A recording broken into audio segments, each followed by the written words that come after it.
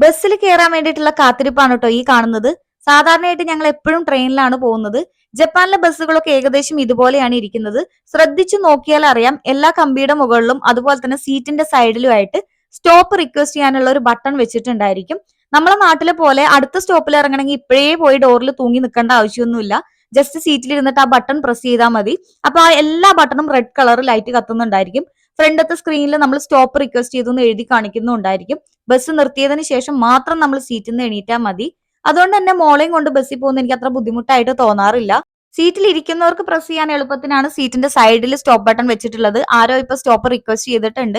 അതുപോലെ തന്നെ നിൽക്കുന്ന ആളുകൾക്ക് പ്രസ് ചെയ്യാൻ വേണ്ടിയിട്ടുള്ള എളുപ്പത്തിനാണ് കമ്പിയുടെ മുകളിലൊക്കെ കൊടുത്തിട്ടുള്ളത്. ഇതിനകത്ത് പല ടൈപ്പിലാണ് പേയ്മെന്റ് ചെയ്യുന്നത്. ഇത് ഞങ്ങളുടെ ലോക്കൽ ഏരിയയിൽ ഇങ്ങനെ റൗണ്ട് ട്രിപ്പ് അടിക്കുന്ന ബസ്സാണ്. അതുകൊണ്ട് ബേസിക് ഫെയർ മാത്രമാണ് ഉള്ളത്. ഇറങ്ങുന്ന സമയത്ത് മാത്രം പൈസ കൊടുത്താൽ മതി. ഞാനിപ്പോ സ്റ്റോപ്പ് റിക്വസ്റ്റ് ചെയ്യാണ് ചെയ്തിട്ടുള്ളത് കേട്ടോ, പ്രസ് ചെയ്തത്. അപ്പൊ ആ സ്ക്രീനിൽ എഴുതി കാണിക്കുന്നുണ്ടായിരിക്കും സ്റ്റോപ്പ് റിക്വസ്റ്റഡ് എന്നുള്ളത്. പേയ്മെന്റ് എങ്ങനെ ചെയ്യുന്നതെന്ന് എനിക്ക് കാണിക്കാൻ പറ്റിയില്ല, കാരണം പല രീതിക്കും നമുക്ക് പൈസ കൊടുക്കാൻ പറ്റും. ഞാൻ എന്റെ മൊബൈൽ ആപ്ലിക്കേഷൻ വഴിയാണ് ചെയ്യുന്നത്. അപ്പൊ ജസ്റ്റ് ടാപ്പ് ചെയ്തിട്ട് പോന്നാൽ മാത്രം മതി. ആ ഫെയർ കറക്റ്റ് ആയിട്ട് അവർ എടുത്തോളും. ഇങ്ങനെയാണ് കേട്ടോ ഇവിടുത്തെ ബസ്സിന്റെ ടൈമിങ്സ് ഒക്കെ എഴുതി വെച്ചിട്ടുണ്ടായിരിക്കുക. ലോങ് റൂട്ട് ഒക്കെ പോവാണെങ്കിൽ നമ്മൾ കയറുന്ന സ്റ്റോപ്പും ഇറങ്ങുന്ന സ്റ്റോപ്പും നോക്കിയിട്ടാണ് ഈ ഫെയർ ഒക്കെ കാൽക്കുലേറ്റ് ചെയ്യുന്നുണ്ടായിരിക്കുക.